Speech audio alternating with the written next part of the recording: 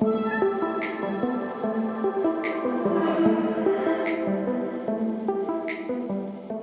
in this last video, I'm going to discuss some concepts from my new book, The Foundations of Winning Golf.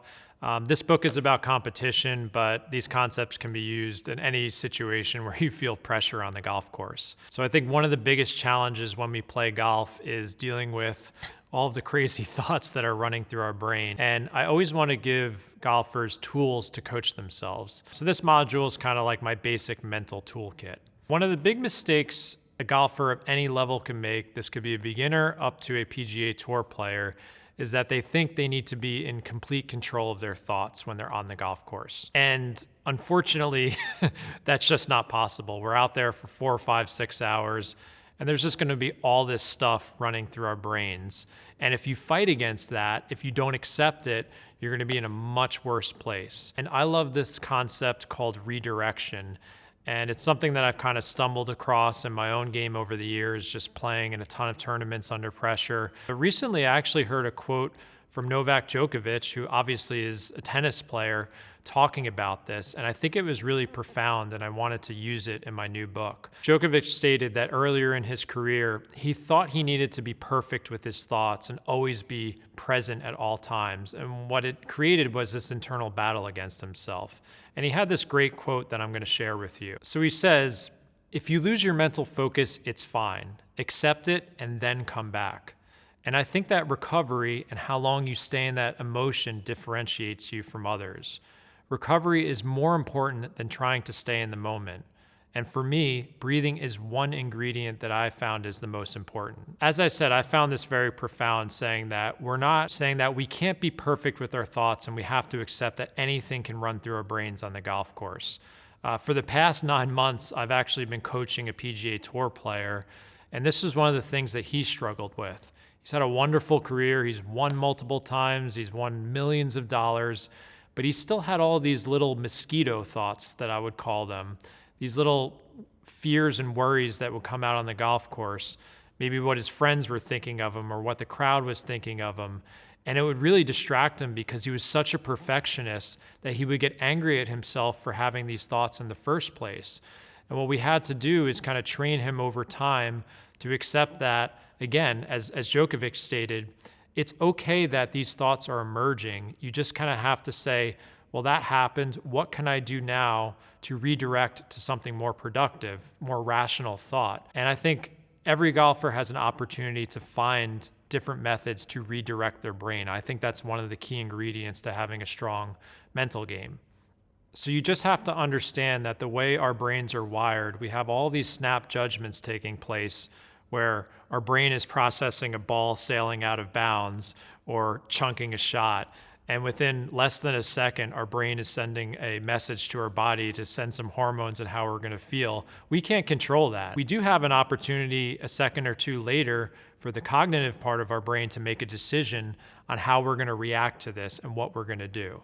So that's where I kind of look towards mindfulness, meditation, and breathing as a way to redirect our thoughts to be more productive and not scold ourselves as much. So I think mindfulness is a great place to start for everyone because it's just a basic practice saying that I'm aware of my surroundings, I'm aware of what's going on, and I'm aware of what thoughts I'm having, and I'm not judgmental of any of it. I'm accepting of it, that when I'm in a tournament and I'm coming down the stretch, I might be thinking about blowing it, or if one of my buddies are looking at the leaderboards, what are they going to think of me if I shoot a high score? That's okay. I can't prevent that from happening. But again, I can try and redirect to a different thought once it occurs. So this is where meditation, which is more of the broader practice, is more effective. And I think that everyone can try an app like Calm or Headspace where you're taking 5 to 10 minutes just to kind of sit, whether it's in a dark room or wherever you are, and just be comfortable with your thoughts and find your breath. Some people don't like guided meditations. I think you could just do it by yourself. You don't necessarily need someone guiding you through it.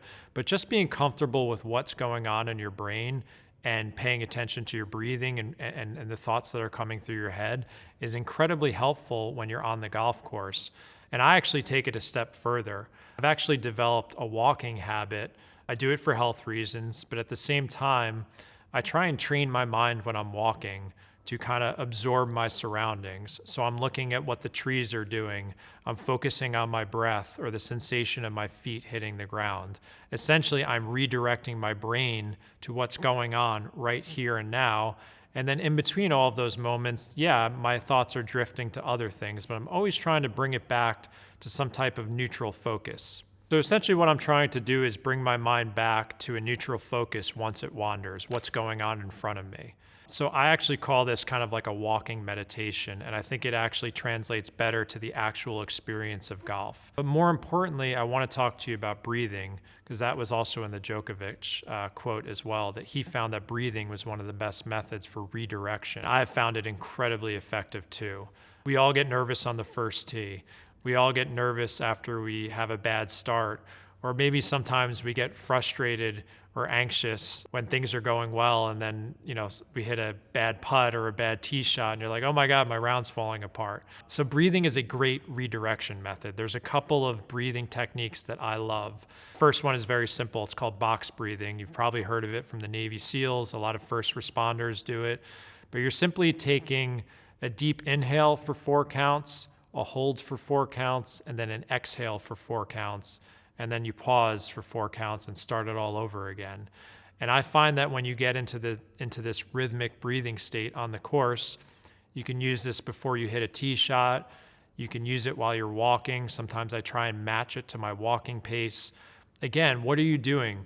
You're sending a message to your body, your parasympathetic nervous system, to calm itself down. And more importantly, your brain can't focus on 2 things at once. So if you were worried about that bad shot you just hit and you kind of got into this rhythmic breathing pattern, well, now you're focusing on the sensation of the breath coming through your nose and out your mouth and the counting. So I love box breathing. There's another method called the 4-7-8, where you're inhaling for 4, holding for 7, and exhaling for 8. I find this is actually more effective before your round. But I find any type of rhythmic breathing or just concentrating on your breath is a really effective redirection method. And again, you can pick and choose your spots during your round when you can use this. I don't want you going into deep breathing for most of the round, but if you feel you're getting nervous, anxious, or frustrated, this is a great way to, again, redirect your mind and bring it back to what's going on in front of you. So I think with redirection, we all need to personalize our approach. Breathing, meditation, mindfulness, all of that are ways to do it, but there's also other methods you can use. I find that just having a good time with your playing partners, whether they're strangers or your buddies, striking up conversations in between shots, that's a great redirection method because, again, it takes your mind away from perhaps thinking about results or what happened on a previous hole, or even worrying about what's to come for the rest of the round. So talking with your playing partners is actually a great redirection method. There's also a couple of other things I'll do. I've made it a habit to take time out during my rounds to just be grateful to be out there. I'm looking at the scenery of the golf course, how the sun is painting the fairway, or maybe how the leaves are moving on the trees with the wind. And I'm just trying to soak in the experience and try and take mental snapshots of being out there. And I can do this in a recreational round or even when I've competed in national championships. So I always take moments to be grateful and kind of soak in the experience of golf when I feel that, again, my mind is drifting to a place that I don't love as much. I can't control it, but I can redirect to these thoughts of gratefulness and just enjoying the scenery of the course. So I want you to think about what could be your methods of redirection. I've given you a few examples, and you can kind of find your own. So the last example I'll leave you with is incorporating it into your pre-shot routine. And I'll give an example with my putting routine. So when I'm on the greens preparing to hit a putt, I noticed that my mind would drift towards outcomes. So obviously you're thinking about, well, I want to make this putt, or I'm thinking about the mechanics of my stroke. My last thought would be like, oh, don't leave the face open or closed. So I found a way to redirect my mind as I approached my ball and what I do in my routine. So my focus is on depth perception. I'm trying to absorb the distance between me and the hole, try and engage that athletic part of me. Like if I was having catch with my son in the backyard, I want to engage that part of my brain. So I'm trying to keep my focus very much in touch with what's in front of me and how far the hole is. Sometimes I'm humming songs in my head that gets me kind of into a rhythm. And that, again, can move my mind away from these outcome-based thoughts or worrying about my mechanical putting stroke. So my putting routine is very focused on things that have nothing to do with the result or what my body is doing.